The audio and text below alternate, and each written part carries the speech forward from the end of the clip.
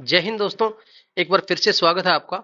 आज हम डिस्कस करेंगे एंशियंट हिस्ट्री, प्राचीन भारत का काफी इंपॉर्टेंट टॉपिक वैदिक काल।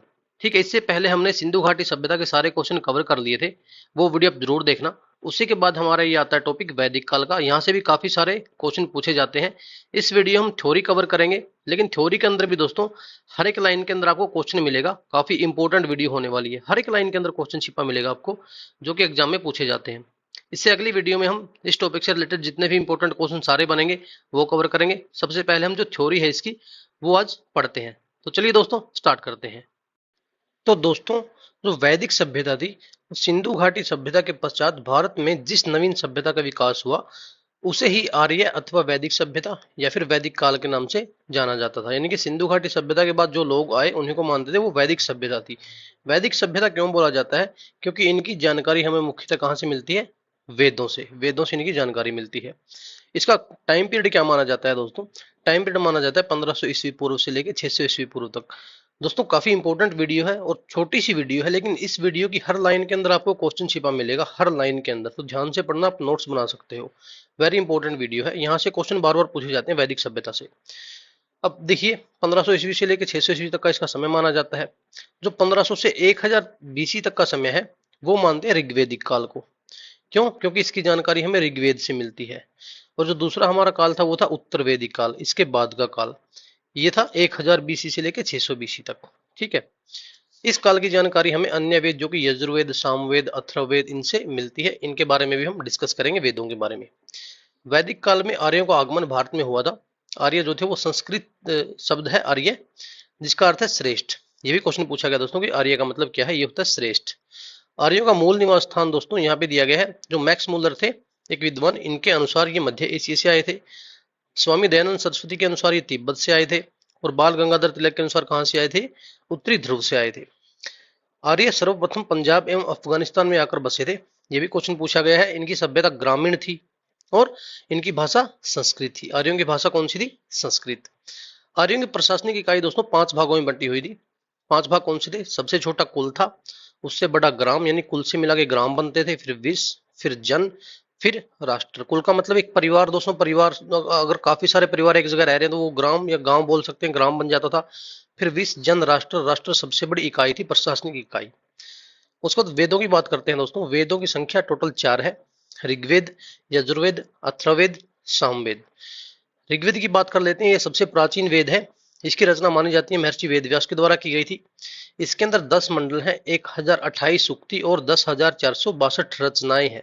ये याद रखना दोस्तों, काफी इंपॉर्टेंट लाइन है। एग्जाम में पूछे जाते हैं कि कितने मंडल हैं? 10, 1028 सूक्ति हैं और 10,462 रचनाएं हैं।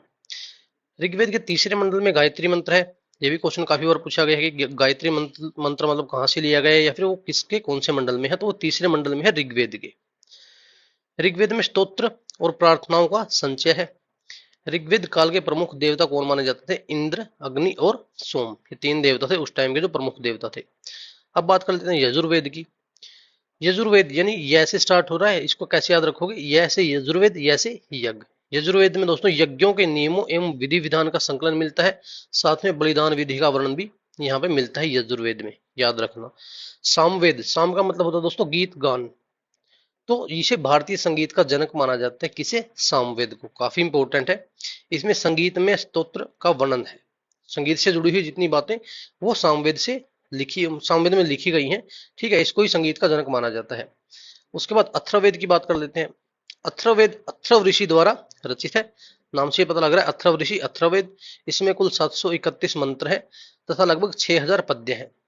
अथर्ववेद का संबंध दोस्तों मेनली किससे? चिकित्सा से, तंत्र मंत्र और वशीकरण वगैरह से इसका संबंध है। जादू टोना वगैरह भी इसी के अंदर आता है। तंत्र मंत्र, जादू टोना, चिकित्सा, चिकित्सक उपचार वगैरह प्राचीन, ठीक है, वो अथर्ववेद के अंदर आते हैं। उसके बाद दोस्तों पुराण। पुराणों की संख्या कितनी है? 18 है। ठीक है, ये भी वेदों की तरह ही होते हैं, थोड़ा छोटा रूप होता है इनका। इनको बोलते हैं पुराण। इनकी संख्या टोटल 18 है। उपनिषद दोस्तों, इनकी संख्या 108 है। उपनिषद थोड़े इनसे भी छोटे होते हैं।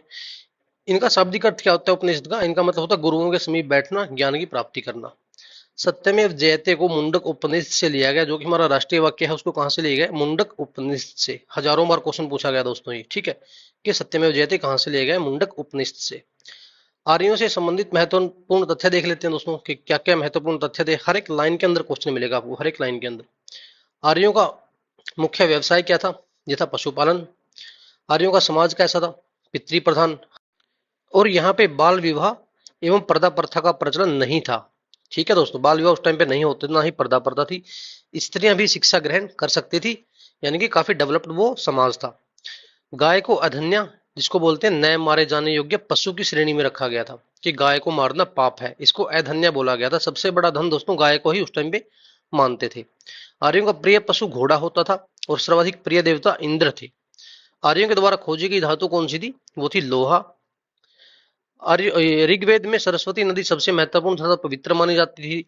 ऋग्वेदिक काल में वर्ण व्यवसाय के आधार पर निर्धारित किए जाते थे। व्यवसाय जो जैसा काम कर रहा है उसका उसकी जाति वैसी हो जाती थी। मतलब जो अगर कोई ग्वाला है, दूध का काम करता है, वो ग्वाला है, कोई कपड़े सीता है वो दर्जी है। तो व्यवसाय के आधार पर होता था सब कुछ। ऋग्वेद में गंगा का एक बार उल्लेख किया गया है, यमुना नदी का उल्लेख 3 बार किया गया है, और इसमें दोस्तों सिंधु जो नदी थी उसका उल्लेख सबसे ज्यादा बार किया गया है, सिंधु नदी का। ये क्वेश्चन भी पूछा गया है। अब ऋग्वैदिक काल की कुछ नदियां देख लेते हैं। ये उनके पुराने नाम है और ये उनके आधुनिक नाम है। सबसे पहला शतुद्री, ये सतलुज को बोलते थे। अस्किनी चिनाब, बिपाशा ब्यास, कुंभा काबुल, पुरुषनी रावी, वितस्ता झेलम, सदानीरा गंडक। ध्यान रखना दोस्तों, काफी इंपॉर्टेंट है ये, यहाँ से बार बार क्वेश्चन पूछे जाते हैं। जो ये पुराने नाम और ये उनके आधुनिक नाम है। पूछ लेगा कि बिपाशा किस नदी को बोलते थे? ब्यास को। ये अस्किनी, बिपाशा और पुरुषनी, वितस्ता, ये चार तो काफी इंपॉर्टेंट है दोस्तों। अस्किनी, बिपाशा, पुरुषनी और वितस्ता, इनको याद रखना, सबसे ज्यादा बार यही पूछी गई है। अब उत्तर वैदिक काल के प्रमुख तथ्य देखते हैं दोस्तों। ये हमने ऋग्वैदिक काल के बारे में पढ़ा, अब उत्तर वैदिक काल के बारे में देख लेते हैं। ये उसके बाद का समय था। उत्तर वैदिक काल में वर्ण व्यवसाय की बजाय जन्म के आधार पर निर्धारित होने लगे थे। यहाँ पे दोस्तों जन्म आ गया था बीच में। जो मतलब जिस परिवार में जिसका जन्म होगा, अगर वो ब्राह्मण के परिवार में तो ब्राह्मण होगा, वैश्य वैश्य होगा, क्षत्रिय के घर में पैदा हो क्षत्रिय होगा, शूद्र के घर में पैदा हो तो वो शूद्र ही होगा। यहाँ पे मतलब लोगों के टैलेंट की कोई कदर नहीं थी कि जिसके अंदर क्या पता किसके अंदर क्या टैलेंट हो। लेकिन अगर वो शूद्र के घर पैदा हुआ है तो वो शूद्र ही माना जाएगा, उसको कोई और काम करने की अनुमति नहीं दी जाती थी। समझ रहे हो? अब यहाँ पे कुछ खाद्य खाद्य पदार्थ, खाद्यान्नों को नाम दिया गया है। यहाँ से भी क्वेश्चन पूछता है, जैसे कि यव किसको बोलते थे? यव बोलते थे जौ को। व्रीहि किसे बोलते थे?